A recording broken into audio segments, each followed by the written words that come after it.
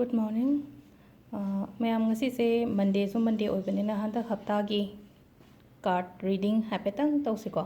Ado si se dum isana khanbiro ko haidi aina khaido iba pile sidagi 1 2 3 sidagi 1 lere sida 2 lere sida 3 lere ngatang khanbiro ko haidi karambana khansi karamba keno tausige haibado karamba number khansige en haibado ko. Ado yam matam yam lawdabida dum thuna loisan se video se yam sangandabida ko. Ahambagi number 1 card se se lere ko sise koina card 2 of wands and hai ko sise sise kaino hai matam de hojik se haidi nang thaba ama tauge di khalle ko thaba ama haidi tauju to hai isa da thaba ama ju torangani ataraga su haidi kaino ma su tauge na khalle ko khandang khalle haidi tauba se haidi khut thaba ki ba hai gadra kari hai gadage ko haidi aigi isagi aigi comfort zone du dagi haidi tholak ning da ba hai tar ko sida yem ko nupa se segi magi yum mathak sida lepaga yengdang yengaga lebadong ko haidi tholakpada kibani khangde masa sida haidi samna haibada thabak business ama hoge investment tauge khut thage haibada katang khanjana ba khotpa gumba dumaina leiba hai tare ko adu si gi keno se lakpa card sida kamaina haige hai matam haidi si nangi comfort zone dagi tholo ko haidi nangi yum sidagi tholo aduga nangna tawningi ba thabak to tawon hai ko tawragadi katang sida ko haidi success oigani hoi obstacles ti leigani ko katang haidi akoina keno ma taw matam da atu taraga so haidi ultimately nangna dum mai pa ko oigani ko adu chatho ko to haiba su lei ko katang haidi thaba inkhang ki mari leina na ko adu sida leire haidi just come out from your comfort zone and try something new haina harasi ko sida ko haidi aina khandang khallaga hoi mi sing se akoi aina hajik tawriba thabak sidagi haidi tholak ningdabane kaya haidi aina se isina dum yare da aina khandu oga leibado ko ado ani suba card se magician card se la ko se yam phai ko ani khanba kangbu ngai gi de manifest to haidi manifest tawraga di nangna ningiba nangna pamiba pochai khudingmak loina phangani ko haidi thabak oiro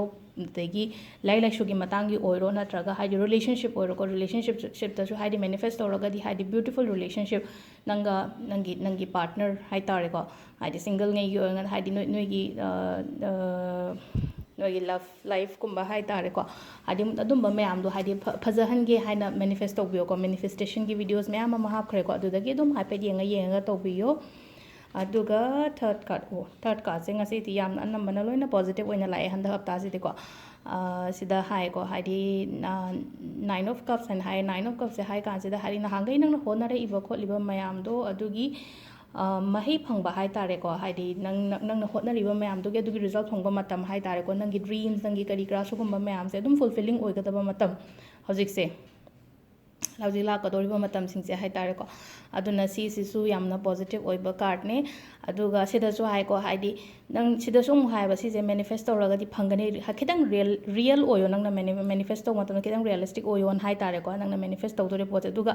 manifest taw ba khatang nate ko gratitude su pibiyo hai ba sida gratitude piba hai raga di kaino hai matam aina mamang da su hai gre ko akoina ishor da niba matam only complain khatang tawena ko aduna natabi da ahamba da haidi thagat piyo ishor sida haidi gratitude hai raga di noma ge ayuk tum golak podana thank you for everything ko aingon da pibiriba mayam sigi aigi yum aigi family ama dai angang nubi leiriba kholiba adagi aigi nomagi chak chara ahum ama kari ama aina tawriba thabak macha chawgera pikkera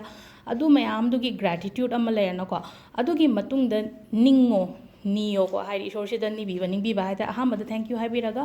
adugi matung da aina pame poto manifest tawon haibane basida ko adu sida leire handa hapta gi reading se haidi dum loina positive anamana lae ko ngasigi keno tawriba mayam se aduga ngasigi tips hairaga na ngasigi tips se keno gi matang do en hairasi ko koina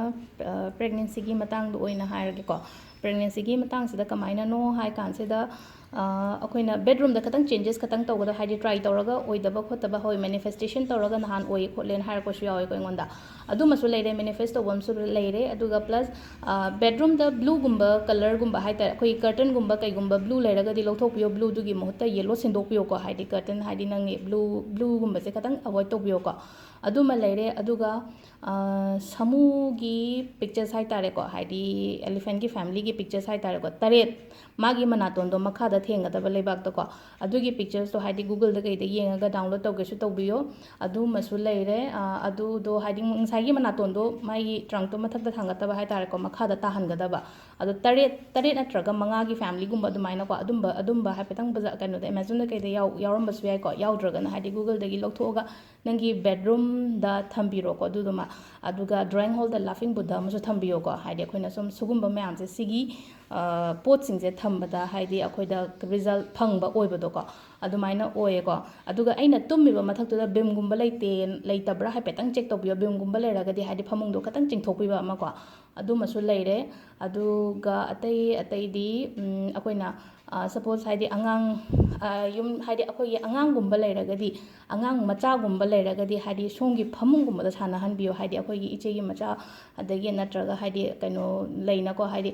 ꯊꯪꯅꯕꯒꯤ ꯑꯉꯥꯡꯅꯤ ꯈꯪꯗꯦ ꯑꯃꯅꯤ ꯑꯉꯥꯡꯗꯨꯒꯤ ꯃꯥꯒꯤ ꯑꯦꯅꯔꯖꯤꯗꯣ ꯅꯪꯒꯤ ꯀꯩꯅꯣꯗꯨꯗ ꯅꯪꯒꯤ ꯀꯥꯗꯨꯗ ꯅꯪꯒꯤ ꯏꯃꯨꯡꯗꯨꯗ ꯂꯩꯍꯧꯅꯕꯒꯤꯗꯃꯛꯇ ꯑꯉꯥꯡ ꯑꯄꯤꯛꯄ ꯂꯩꯔꯒꯗꯤ ꯍꯥꯏꯗꯤ ꯂꯧꯕꯤꯌꯣ ꯃꯣꯏ ꯃꯃꯥꯗꯁꯨ ꯀꯩꯅꯣ ꯇꯧꯕꯤꯅꯕꯀꯣ ꯑꯉꯥꯡ ꯆꯦꯜꯂꯤꯕ ꯃꯃꯥꯗꯨꯗꯁꯨ ꯍꯥꯏꯗꯤ ꯃꯉꯣꯟꯗꯁꯨ ꯊꯕꯛ ꯀꯣꯝꯅꯕ ꯑꯗꯨꯒ ꯅꯪꯉꯣꯟꯗꯁꯨ ꯐꯍꯧꯅꯕꯒꯤꯗꯃꯛꯇ ꯑꯉꯥꯡꯗꯣ ꯅꯪꯒꯤ ꯐꯃꯨꯡꯗ ꯁꯥꯟꯅꯍꯜꯂꯣꯀꯣ ꯍꯥꯏꯗꯤ ꯄꯨꯡꯈꯥꯏꯃꯨꯛ ꯀꯩꯃꯨꯛ ꯑꯗꯣ ꯉꯁꯤꯒꯤ ꯇꯤꯞꯁꯦ ꯁꯤꯗ ꯂꯩꯔꯦ ꯑꯗꯨꯒ ꯔꯤꯗꯤꯡꯁꯨ ꯁꯤꯗ ꯂꯩꯔꯦ ꯃꯌꯥꯝ ꯁꯦꯌꯔꯁꯨ ꯇꯧꯋꯣ ꯈꯔ ꯍꯥꯏꯗꯤ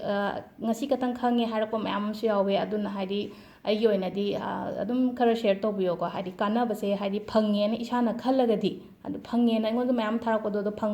ꯑꯩꯁꯨ ꯐꯪꯕꯅꯤꯅ ꯃꯤ ꯑꯇꯩꯁꯨ ꯐꯍꯟꯁꯦꯕ ꯑꯗꯨꯅ ꯑꯗꯨꯝ ꯁꯦꯌꯔ ꯇꯧꯕꯤꯌꯣ ꯍꯥꯏꯗꯤ ꯚꯤꯗꯤꯑꯣꯁꯦ ꯌꯨꯁꯐꯨꯜ ꯑꯣꯏꯌꯦꯅ ꯈꯜꯂꯒꯗꯤꯀꯣ ꯑꯗꯣ ꯁꯤꯗ ꯂꯩꯔꯦ ꯉꯁꯤꯒꯤ ꯚꯤꯗꯤꯑꯣꯁꯦ ꯃꯌꯥꯝ ꯊꯦꯡꯛ ꯌꯨ